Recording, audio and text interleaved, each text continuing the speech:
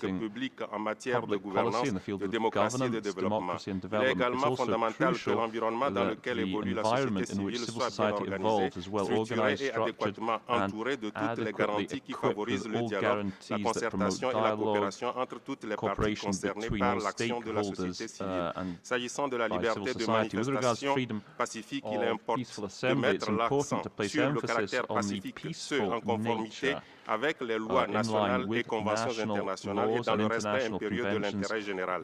Nous avons la ferme conviction que la société civile peut être et doit être un partenaire de l'État pour prévenir les déviations qui peuvent résulter de la libre expression par les citoyens de leurs droits à travers les manifestations en œuvrant à l'accroissement de la prise de conscience et de la nécessité du respect par tous de l'État de droit. Je vous remercie.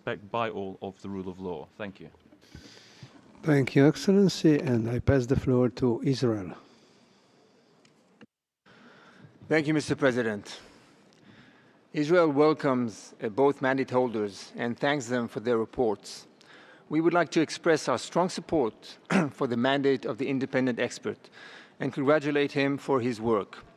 This mandate is certainly one of the most necessary among the special procedures of the Human Rights Council.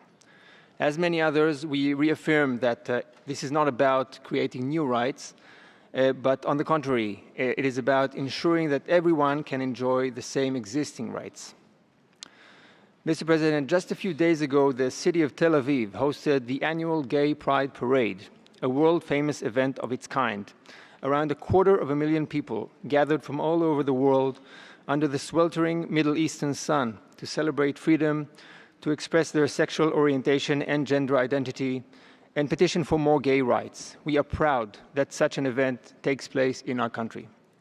Mr. President, in his report, the expert focuses on the root causes for violence and discrimination based on SOGI, including the expansion of hate crimes and hate speech and the role of the media.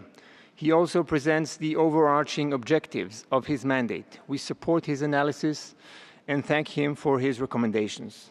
Moreover, we applaud the inclusion of the possible violations of human rights committed by non-state actors, and we invite him to pay special attention to the violence committed against LGBTI persons by radical terrorist groups such as Hamas in Gaza. Finally, turning to the other topic of this dialogue, we would like to ask the distinguished rapporteur on peaceful assembly, in your view, is there any possible way to consider Molotov cocktails, explosive devices, and airborne firebombs as legitimate means of peaceful demonstration? I thank you, Mr. President.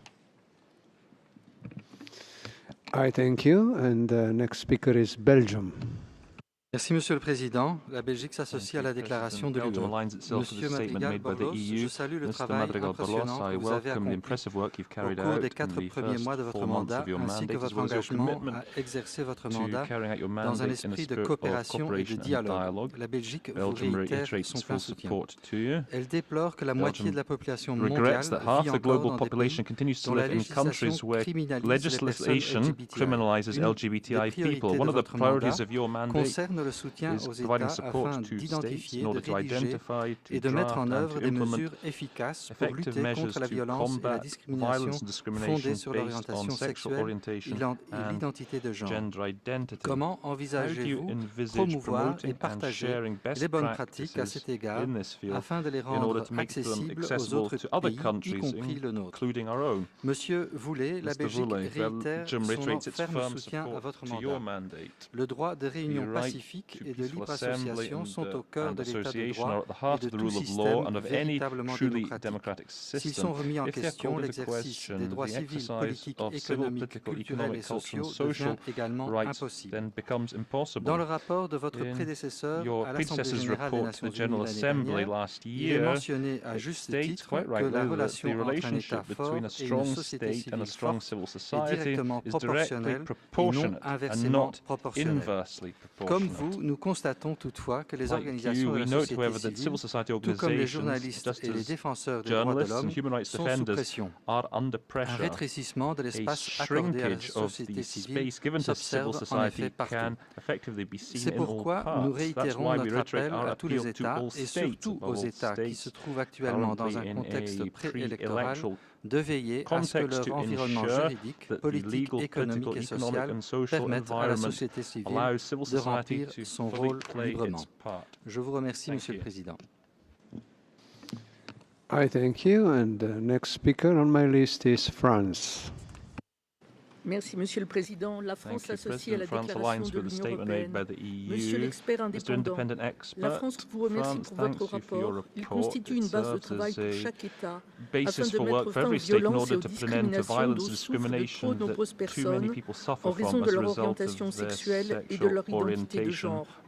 La violence, qui va parfois jusqu'au meurtre, la stigmatisation et les discriminations ont des effets directs sur la santé physique et mentale des LGBTI et constituent des violations des droits de l'homme.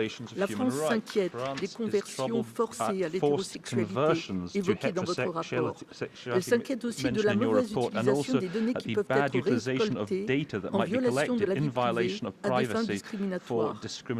La peine de mort est parfois appliquée au seul motif de l'orientation sexuelle ou de l'identité de genre de certaines personnes. Nous continuerons à agir en faveur de l'abolition universelle de la peine de mort. En outre, la France soutient l'objectif d'une dépénalisation universelle de l'homosexualité. Soyez assurés que la France continuera à soutenir votre mandat et à lutter pour que les personnes LGBTI puissent jouir de leurs droits. Monsieur le rapporteur spécial, la France vous remercie pour votre rapport et réitère son plein soutien à votre mandat. Il contribue à maintenir une attention permanente sur cette question.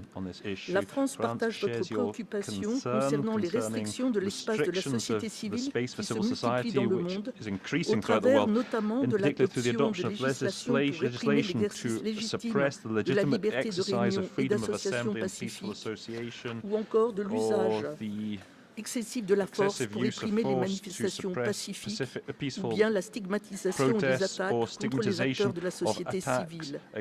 L'expression de la société civile est une priorité pour notre pays.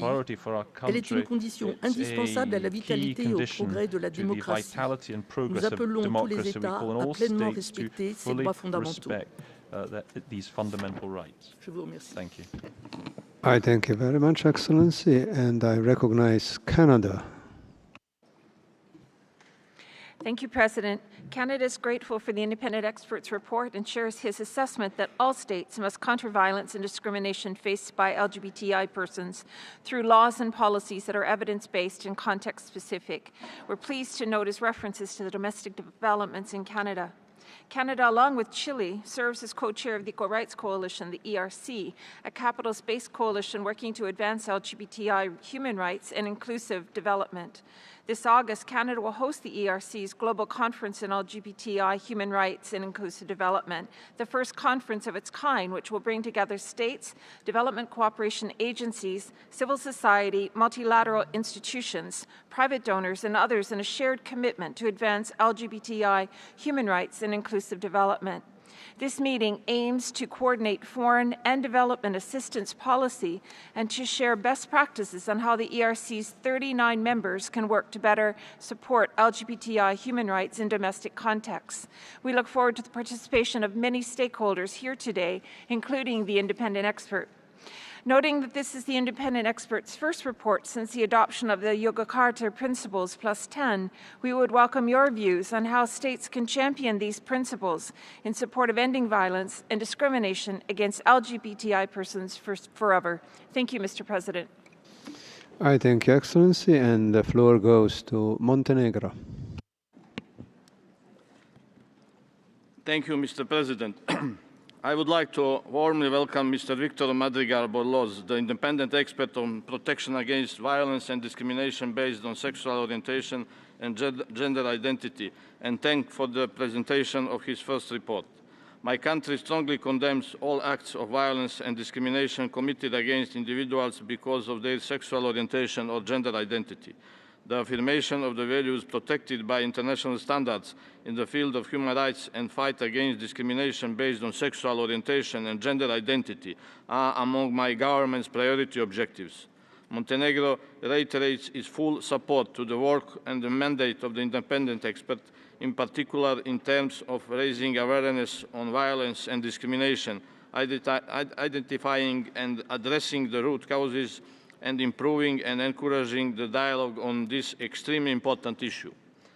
The status of LGBTI people is still too much influenced by a dominant social perception that their existence represents a violation of morality and values of desired lifestyle. Moreover, due to their actual or perceived sexual orientation or gender identity, individuals are exposed to various forms of violence even within their families. A detailed overview of existing forms of violence and discrimination provided in the report should be of concern to all of us. Montenegro will continue its strong advocacy for LGBTI rights nationally and internationally. At the national level, the new strategy for improving the quality of life of LGBTI persons will be adopted soon, along with a law that will regulate same-sex partnership. Internationally, we will strengthen our efforts in various fora, including Idaho Forum and the Equal Rights Coalition. I thank you. I thank you, Excellency. Next speaker is Germany. Thank you, Mr. President. Germany aligns itself with the statement of the European Union. We thank Mr. Madrigal-Borlos for his report. LGBTI continue to suffer from widespread discrimination and violence in their families, at the workplace, in schools, or in so-called conversion therapy. According to credible estimates, thousands of LGBTI are murdered every year. It is the duty of every government to protect the rights of its citizens. Sadly, instead, some governments ignore the plight of LGBTI or even contribute to the violence and discrimination they suffer, a clear breach of international human rights obligations. It is utmost upsetting to hear that almost half the world population lives in countries criminalizing people for their sexual orientation. Mr. Madrigal-Borlos, Germany considers the establishment of your mandate a major achievement. We will continue to support your excellent work. We must stand together to defend those whose human rights are under attack simply because, as you said, who they are and whom they love. We call on all countries to fully cooperate with you and grant you full access. We also witnessed some encouraging developments recently. Several countries changed their legislation to fight hatred and discrimination. In some cases, progress was brought by courageous courts. Often, broader changes in attitudes preceded legal improvements. With a growing number of people calling for tolerance, respect, and diversity. Mr. Madrigal-Borlos, can you elaborate on the conditions necessary for changes in public opinion which may allow or even pressure governments to act? Thank you. I thank you, Madam, and I invite Czech Republic to take the floor. Thank you, Mr. President. The Czech Republic aligns itself with the intervention delivered on behalf of the EU. We would like to thank Mr. Madrigal-Borlos for his report. We are concerned about continued acts of violence and human rights violations based on sexual orientation and gender identity, including killings, rape, torture, and criminal sanctions, and the fact that several governments actively seek to limit freedom of assembly, association, and expression of LGBTI persons. Being LGBTI should not be a cause for repressive action by the state. History has shown that the persecution of minorities so often leads to tragic results. As a member of the Equal Coalition, we fully support further strengthening of cooperation between countries and CSO in guaranteeing LGBTI rights. Mr. Madrigal-Borlos, could you elaborate on how you plan to support exchange of best practices and information on the inclusion of LGBTI people worldwide? Turning to Special Rapporteur, Mr. Wool. As a member of the core group of the resolution on the rights to freedom of peaceful assembly and association, the Czech Republic warmly welcomes you to the Human Rights Council and thanks you for your purpose. As we are part as well of the CRUS regional core group on equal participation in political and public affairs, supporting democratic elections and civic participation, we agree with you that elections are a unique moment that exemplifies the right to public participation. We share your concerns about the limitation of these rights during electoral periods. Mr. Vula, in your view, how do you see your mandate in relation to these negative trends, and how specifically could the freedoms of assembly and association be protected in the context of the election? I thank you, Mr. President. I thank you, sir. State of Palestine, the floor is yours. Thank you, Mr. President, and I would like also to thank the Special Rapporteur, Mr. Volet, for his report and presentation. Mr. President, the rights to freedom of